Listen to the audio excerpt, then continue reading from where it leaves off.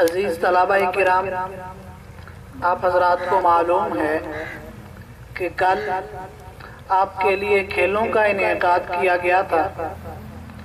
چونکہ ہمارا جسم یہ اللہ رب العزت کی طرف سے ہمارے لیے ایک بہت بڑی نعمت ہے، اور اس جسم کی حفاظت کرنا ہمارے لیے ایک انسانی فریضہ ہے۔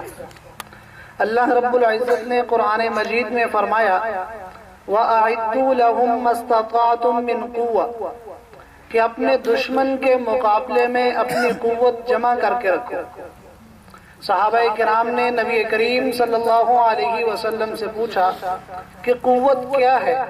تو نبی کریم صلی اللہ علیہ وسلم نے فرمایا الا ان القوت الرمی کہ قوت اور طاقت وہ تیر اندازی ہے۔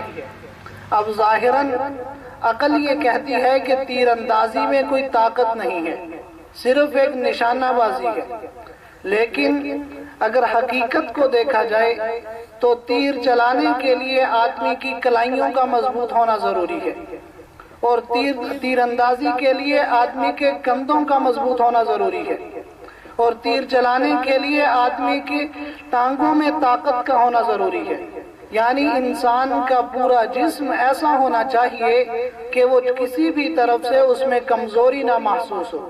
نبی کریم صلی اللہ علیہ وسلم نے فرمایا المؤمن القوی خیر من المؤمن الضعیف کہ طاقتور مومن کمزور مومن سے بہتر ہے۔